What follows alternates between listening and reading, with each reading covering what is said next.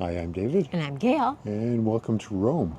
Yes, we are in a garden cafe that's associated with the... Palazzo Barberini. Yes. And we've just finished visiting that gallery, and you'll be seeing some details about that.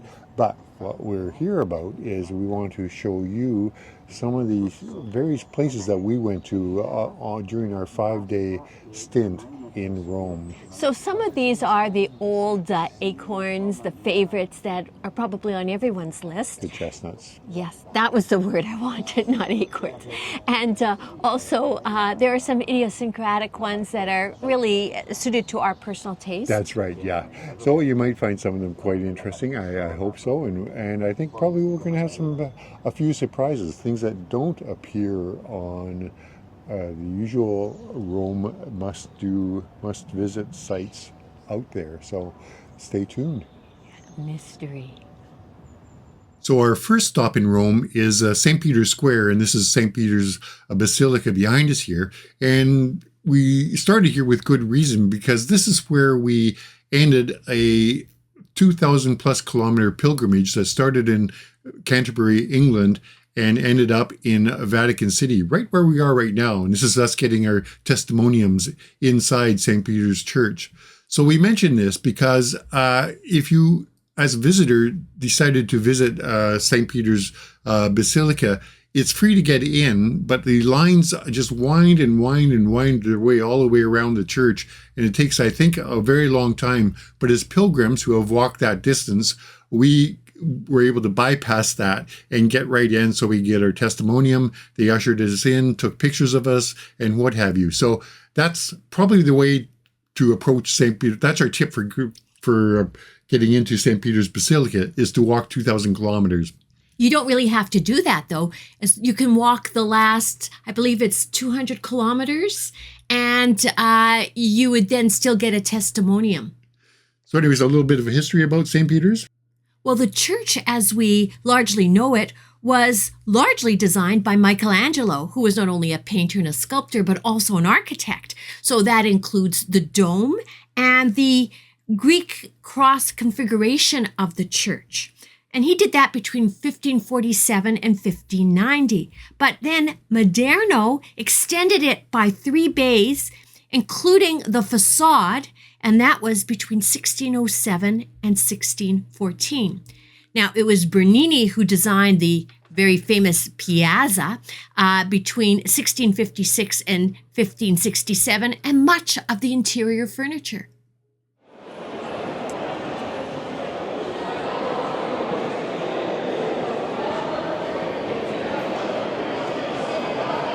So Gail and I, we've just finished visiting the Vatican Museums.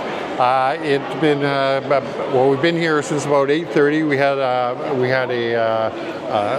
reservations for 8:30 for a guided English tour, and we're just leaving. It's about 1:45 right now.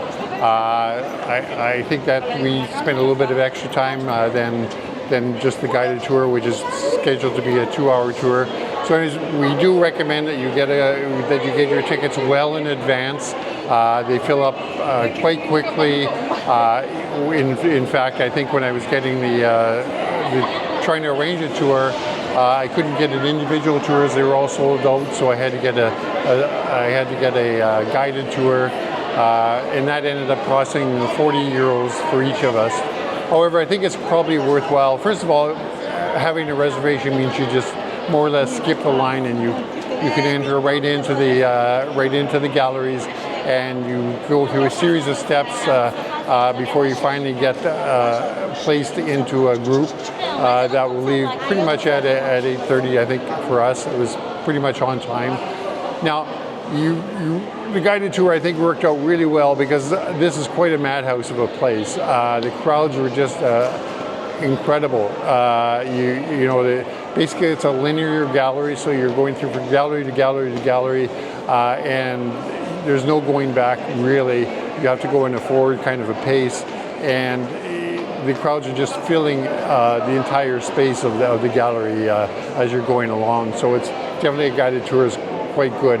Now along the way you're going to see a lot of very interesting sites. You're going to see some Roman art, you're going to see some Greek art, You're going to go through the Raphael rooms, which are very interesting. There's also a contemporary art gallery that you'll see. And then that's all then topped off with a visit to the Sistine Chapel, which is again just jam-packed full of people. However, it's worthwhile if you can sort of somehow just hang around a bit until you get a chair at the side where you can sit down for a few minutes just to take it in a bit, because it does require a little bit of time. And then after that, then there's other little galleries that you can see as well. After that, there's some coffee places and lunch places.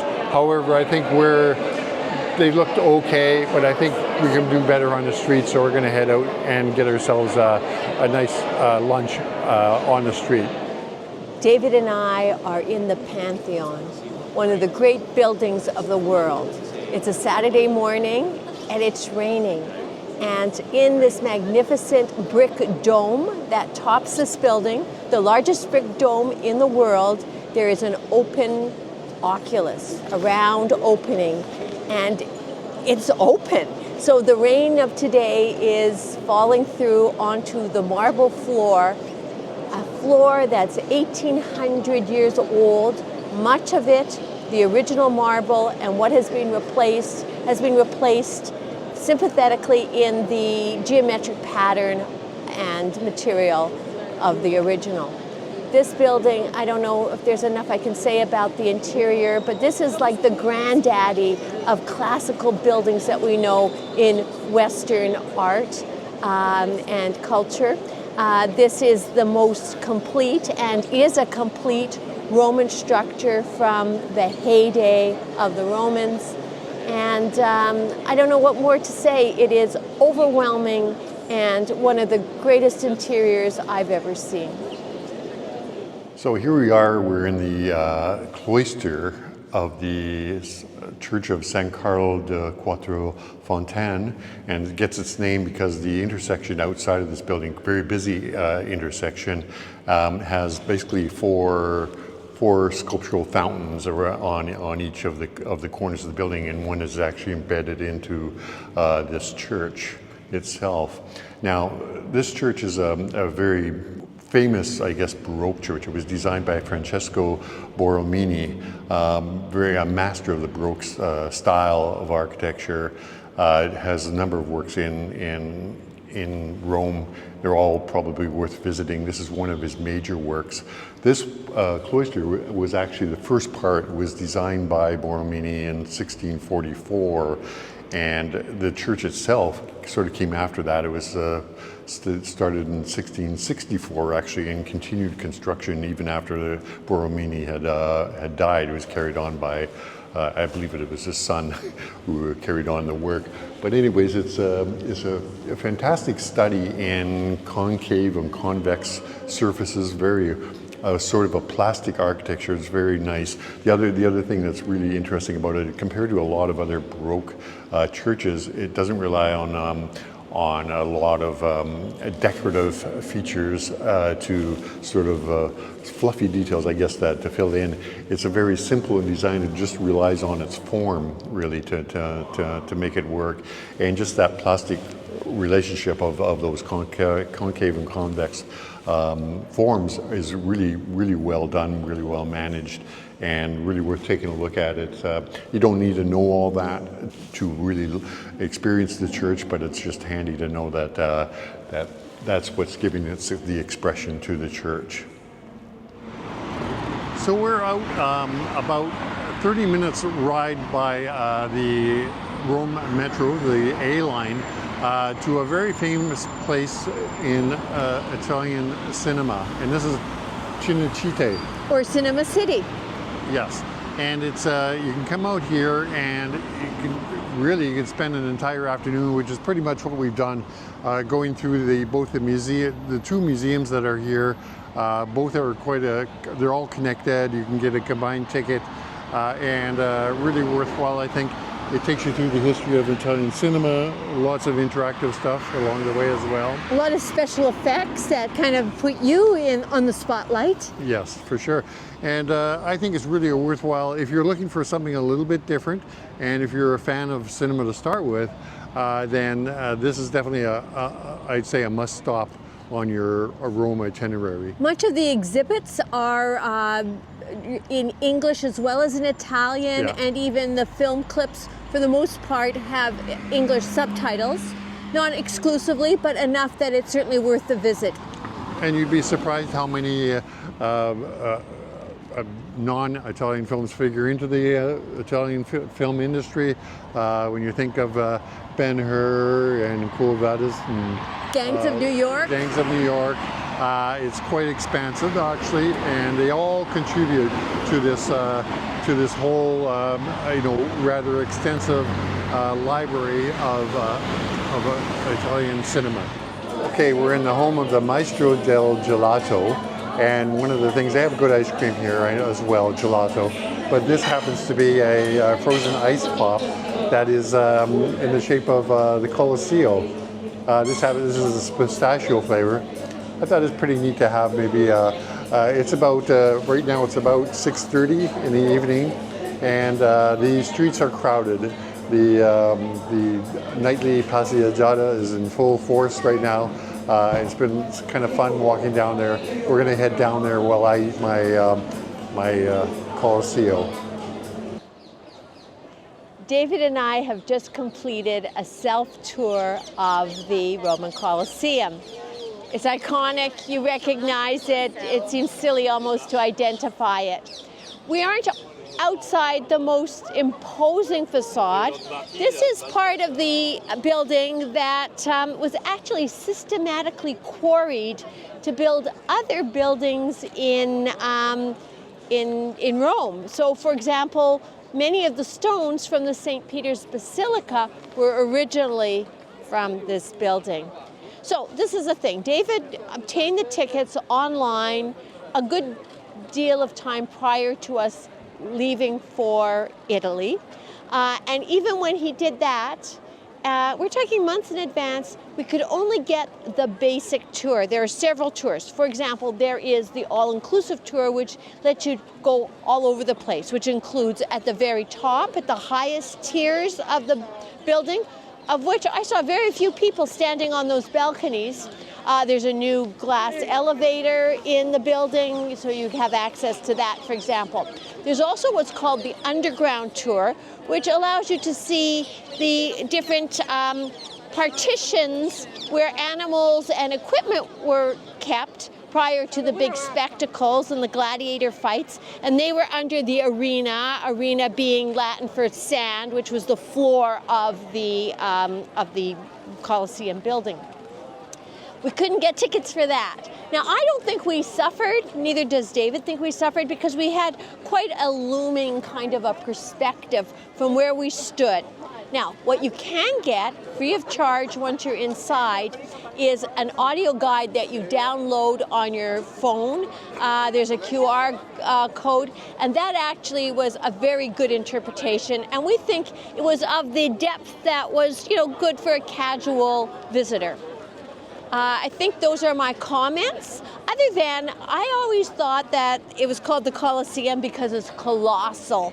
And in fact, it derived its name from a huge statue of Nero that was nearby, and it was based on the Colossus of Rhodes, and it was that which gave this structure its name. It's really called more generically the Flavian Amphitheater. Go figure. Anyways, that's me signing off from the Colosseum. Behold the Roman Forum. It's right behind us here. At the far end is the Colosseum, which we've talked about. We just came from that. Off to this side, we have the Palatine Hills. And anyways, the Roman Forum, if you get your Colosseum ticket, it's going to include, regardless of what kind of ticket you get, it's going to include access to the Roman Forum and the Palatine Hill. So you'll have an option to do this. Just be aware that they're two separate sites, and when you do enter the Roman Forum and the Palatine, you have to visit both of those at the same time, at the same entry point. You can't come and go, so to speak. And it does take a fair bit of time to go through the Roman Forum. It's definitely worthwhile. You just have to bear in mind that it's an archaeological site, so you're not going to see complete structures. And that's where a building, a book such as this might come in handy. There's various books that are available in the, for example, the Colosseo bookstore. What they do is they have plastic overlays that will show you, help illustrate a before and after picture. In other words, what the site looks like today, and then also what it purportedly looked like in the day it was built. So that kind of helps reconstruct it, give you a feeling for the space.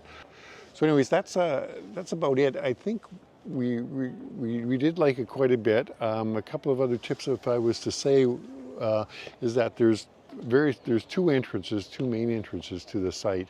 One is right beside the Colosseum, which was incredibly busy, a super long line. So you're better to go along. There's the tourist info center along one of the side streets, and then you can enter at the side of the Roman Forum, and there's very little people coming in that way, and as long as you have your ticket, you'll be able to get in at that location. So that would be my one tip. And then just make sure you wear comfortable shoes too, because it has the original Roman paving that takes a little bit of getting used to. Basically, you're boulder hopping as you go along, and yes.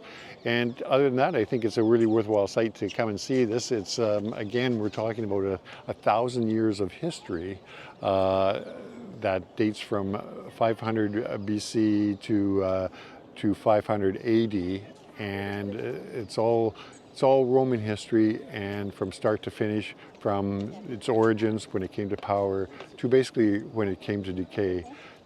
Anyways, I'm sure you'll enjoy it as well. It's a voyage of discovery, of lost civilizations, and civilizations that also have a lot to do with our own history as well. David and I are atop the Victor Emmanuel II monument. Well, not really on the very top, because that involves tickets that are pretty pricey, and really unnecessary, I think. Yeah. I think there's two levels you can go to. There's the free panoramic level, and there's a restaurant there as well. You can just walk up and there's no charge at all. But to go to the very top, involves an elevator ride. And because they wrap it in with the entire museum visit, there's no separate ticket just to get to the top. The cost is like 17 euros. So you got to be pretty dedicated to going to the museum as well as to the rooftop, which is of course no problem if you have some time to do that. We're just running a little bit short of time. It's amazing how you can fill the time during the day in Rome. There's so many things to see, and it just does take time to do them all. So if you're thinking Victor Emmanuel II monument, what is that? It is the gargantuan, what they call wedding cake like structure that you see often in the movies that feature Rome. It's white and just dominates everything. So it commemorates the first king of the unified Italy, and basically the 50th anniversary of unification. So it's an early 20th century, pre-World War I structure. And behind us, you probably won't see it, but we'll show you some cuts of that. But it's really nicely lit up, is the Colosseum and the Roman Forum. That's behind the monument. And in front of the monument, there was also, we managed to catch a really beautiful sunset today, and it's turned out really well. We didn't get a seat in the bar that overlooks the atrium, but I think we got the second best thing. It's certainly not costing us anything, so we can afford to spend more for a really nice dinner, perhaps. Sure. So, I mean, if you're planning a visit to the Forum or to Capitol Hill, this is just adjacent to those sites. So it's all very well located to each other, isn't it? That's right, yeah. So we left the Forum. We actually walked then up to the Capitol Hill, the Capitoline, and took a look at Michelangelo's work. It's a very sophisticated, very precisely designed a Renaissance square, two facing buildings, which are now the Capitoline Museum, and then the I believe it's the mayor's quarters, government, city government building at the other end. The paving is as a beautiful pattern that would remind you of some of the ceilings, perhaps the ceiling patterns in a church dome. And then there's this wonderful staircase that leads up to the Capitoline as well. We sort of approached from the back, so we did miss that experience, but still, it's quite a marvelous space. Probably the museum is worthwhile going to. We just plain ran out of time, to tell you the truth, today. So yeah, we've been working full time here, doing sightseeing, and it's just been a real pleasure. That's for sure. However, we do have time for a dinner, and so we're, after a long day of sightseeing, we're going to head off and do that. So here we are in the Basilica of San Sebastian, and just below us actually are the catacombs of San Sebastian, and running alongside of the whole affair is the Appian Way, streaming out of the city of Rome. And Saint Sebastian supposedly was killed, martyred along the Appian Way, and his bones were taken here. That's right, yeah. Poor San Sebastian had a not good end. I mean, he was a faithful Roman soldier, somewhere along the way converted to Christianity, but kept it a secret. And just towards the end of the purge of Christians in the Roman Empire, he got caught up in that, and he wouldn't renounce his faith. Wouldn't renounce his faith, yeah. And first of all, they shot him full of arrows to kill him.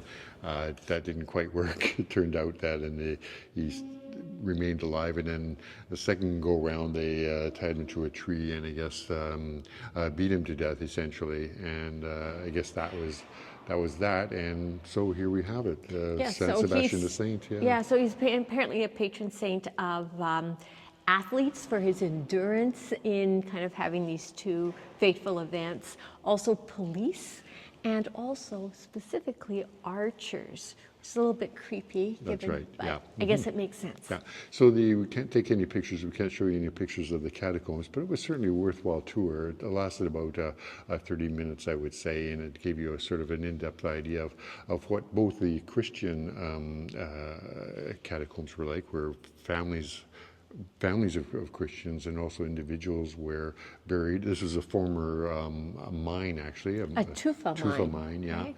And then also what was really interesting was some pagan tombs as well, that were Roman tombs essentially, that predated that. They dated back to the year around 100.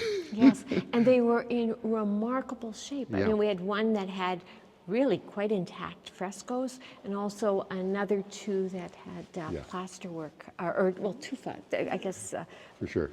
That was carved, and they were only sort of reclaimed in the 1920s, and this accounts for their good shape. Yes, they were completely buried underneath the current basilica and sort of a courtyard that were at the mouth of the mine, about the 4th century quarry, or so, I guess. something like that. Yeah. Anyway, so I would say it's worthwhile coming out here to take the tour. I mean, what we did is we took a bus, which was an interesting ride in itself. You see all sorts of very interesting Roman sites, and then you end up in a modern suburb. We took the bus number 30, then took a 12-minute walk to a bicycle rental place where you could rent a bike and continue on down, even further down the Appian Way.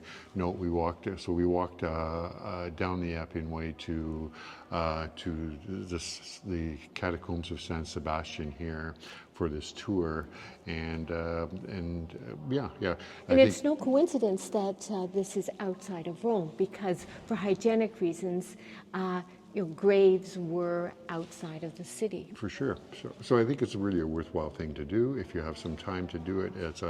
We have a lovely day to do this walk, and if the weather's good, then by all means, it's a great way to experience a different side of Rome.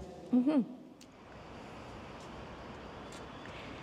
An interesting side trip from downtown Rome is the EUR neighborhood, I'm standing at one of the landmarks right now.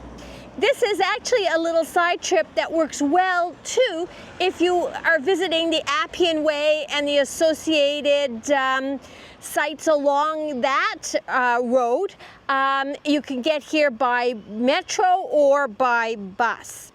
The EUR neighborhood was kind of a dream initially of Mussolini in the 1930s with the hope of having a World's Fair here in Rome in 1942. Of course, World War II intervened, but the buildings that are of rationalist architectural style that you associate with the fascist regime, very square with punched out windows, often square windows themselves, small, repeating, very, very linear, including city planning with very strong axis. And these buildings are often really massive and dwarf the individual.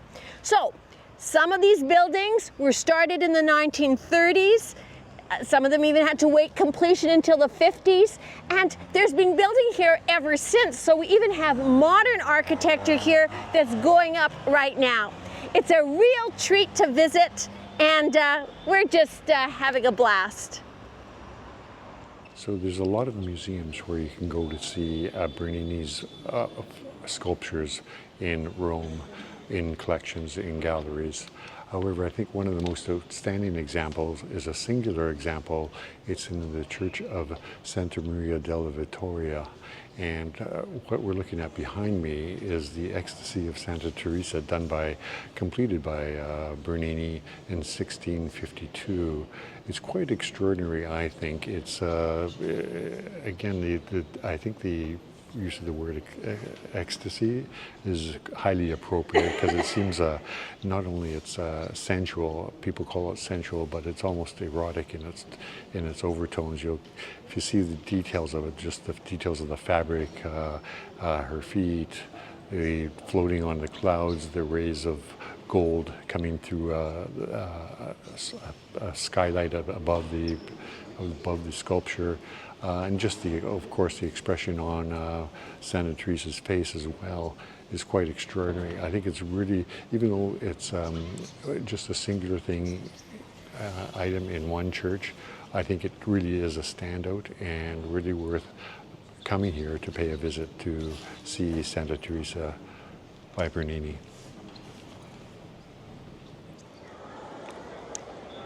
David and I are partly up the Spanish Steps. It's a beautiful, sunny, early afternoon Wednesday. The Spanish Steps have been popular since the time of their construction in 1725.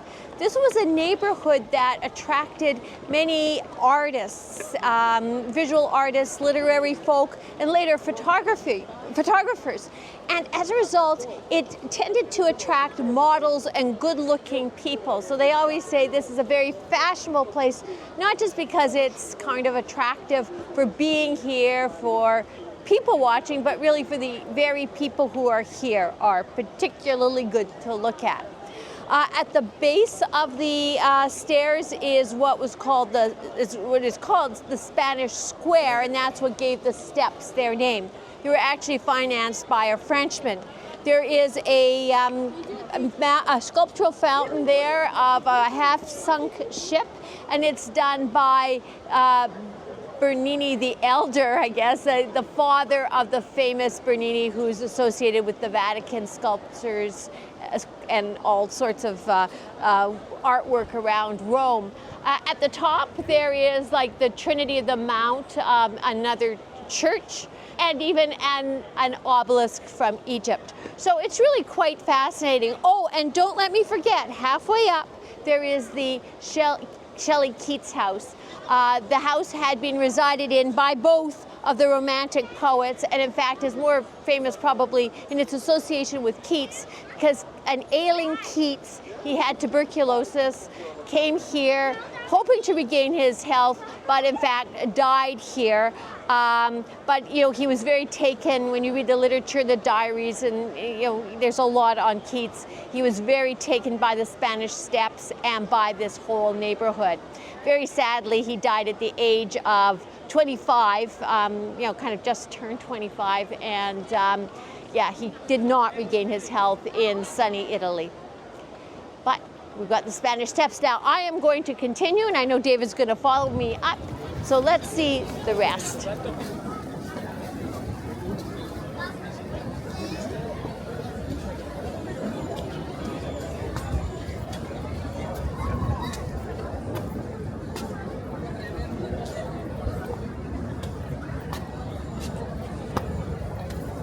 It's noontime, and David and I have just finished a morning, or more accurately 2 hours, in the Borghese Gallery. This is one of the big gallery in Rome. Yeah, and it's a beautiful villa, as you'll see it behind us here. It has a lot of famous works by different artists and sculptors, but primarily I'd say you're here to see the Bernini sculptures, some of the very famous ones, and as well there's paintings by Raphael and Caravaggio. It's a nice limited size museum. I think quite often it's maybe overlooked as the beautiful rooms that contain the art as well. Yes, that would be worth the visit itself. Just for that, yeah. Anyways, it's one of these museums where you have to book well in advance if you plan to get in here.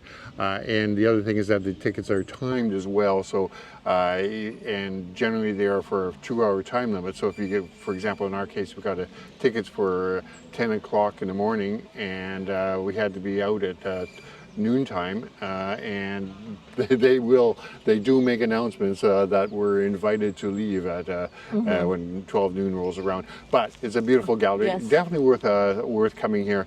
I would say the Bernini sculptures were in particular some very famous pieces as well here. They were absolutely amazing, and you can get quite close to them. That's for sure.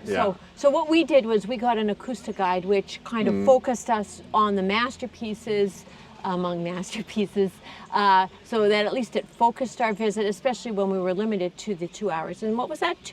€10 for the two of us? I think for the two of us for the acoustic that was guides. well worth it. Yeah. They weren't highly interpretive acoustic guides, but they gave you the basics. Yeah. Now, the gallery is also going through some restoration, so many of the works that we would have seen, even on our limited acoustic guide tour, were not available. But yes, if you the remaining pieces that have been moved to the Palazzo Barberini, so we're going to make an attempt to head off to there to take a look at that.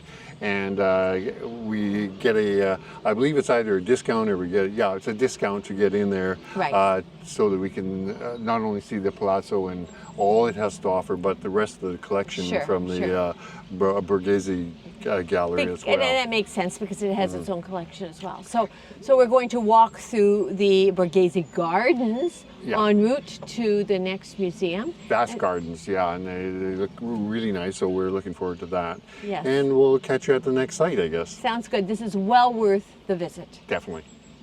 So welcome to the Palazzo Barberini. We're in the forecourt actually because the exterior is completely clad in scaffolding. It's undergoing a lot of restoration right now.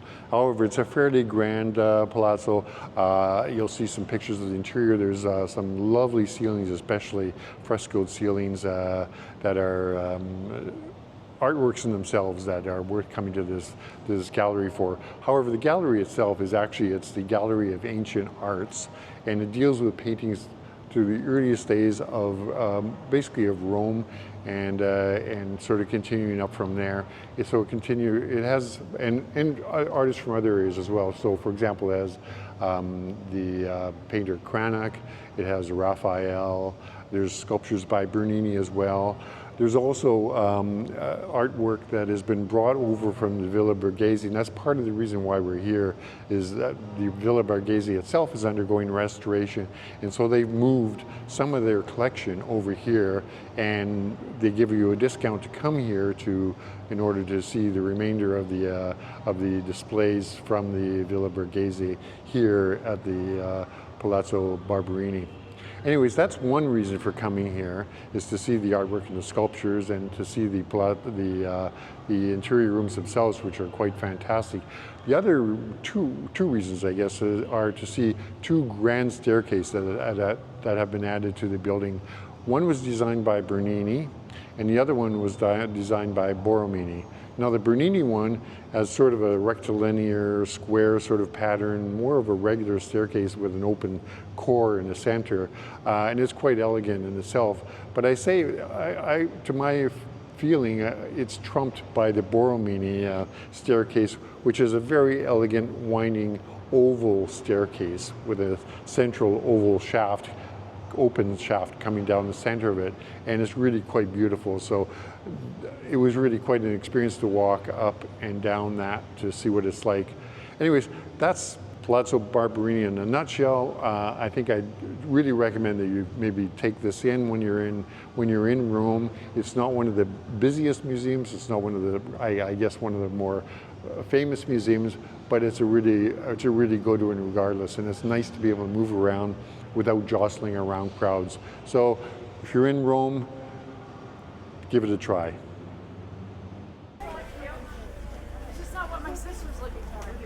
So we're going to leave you with one last thing, and perhaps the most important thing that you can do in Rome, and that's to roam the streets.